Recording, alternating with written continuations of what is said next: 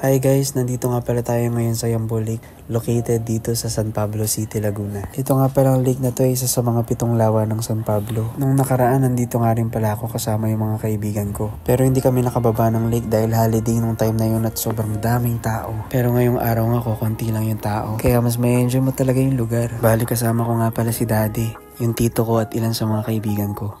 Buti na lang talaga ngayong araw hindi maulan. Sobrang perfect ng panahon para makapag-relax. At ito na nga, may nakita pa kami 2 manok na naglalandian sa lawa. Sana all sa mga nature lovers dyan na naghahanap ng tahimik at kamangha-manghang destinasyon. Lawa na napapaligiran ng lunti ang mga puno at kabundukan. Halina't bisitahin nyo na rin ang lawa ng Yambo. 20 pesos nga lang pala yung entrance nila dito. Pero mahina yung signal sa lugar, kaya meron silang piso wifi. May mga pagkain nga rin pala sila dito. Post nyo na lang yung video. Pero hindi kami kakain dahil kumain na kami sa bahay bago kami pumunta dito. At meron nga rin pala silang restaurant sa labas at masarap na kapihan. Nagpicture-picture nga muna kami dito. Dahil sayang naman kung hindi makukuhanan yung mga magagandang tanawin. At mas lalong maganda yung kuha dahil ako yung kumuha. Meron nga rin pala silang event place dito. Tapos sa loob meron din mga kubo na pwede mong rentahan. Ito nga pala yung matatanong mo mula dito sa taas. Itong clip na to na pinapakita ko ngayon ay kuha ko pa last week. Nung kasama ko yung mga kaibigan ko. At talaga naman napakaraming tao kaya nga hindi kami nakababa ng lake.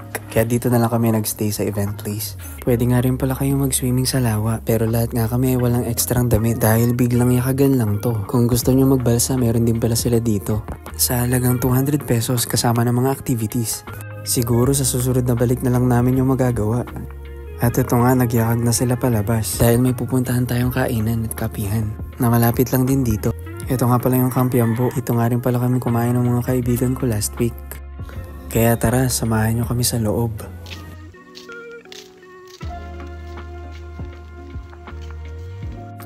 Pagpasok mo pa nga lang dito, maaamoy mo na agad yung kape. At ito na nga, namimili na nga pala kami ng tatay ko ng masarap na inumin. Sabi ko kanina gusto kong magkape. Pero biglang nagbago yung isip ko nung makita ko yung kanilang creamy matcha. Mahilig din kasi ako dun. At pinapili ko na nga rin pala sila ng gusto nila. Dahil ako naman yung nagyaya, kaya ako yung magbabayad. At ito, relax muna tayo habang naghihintay ng order. At ito na si kuya, nilalapag na yung mga drinks. Yung tatay ko na adik din sa kape. Himala, hindi nagkape ngayon. Nakakapanibago talaga ngayong araw. Dahil halos kami lang talaga yung tao dito compared last week. 22 ounce nga pala ng creamy matcha yung in-order ko ngayon. Para naman hindi ako mabitin kagaya last time na 16 ounce lang yung in-order ko. At masarap talaga yung kanilang creamy matcha. Sa puntong ito, naramdaman ko yung peacefulness ng lugar. Habang umiinom at nagkakwentuhan kasama sila. 3/4 na nga pala yung naiinom ko at may iniintay pa tayo. Fries at Clubhouse. At ito, patuloy kami sa kwentuhan. Si Daddy may action pa pag nagkikwento. Bukod sa masarap yung kanilang mga drinks, ay masarap din yung kanilang fries, pati yung kanilang Clubhouse. Siguro sa susunod na balik naman namin dito, ay itatry ko yung kanilang rice meal.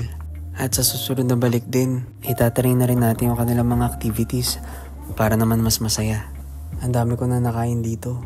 Sobrang nabusog din ako. Hanggang dito na lang muna.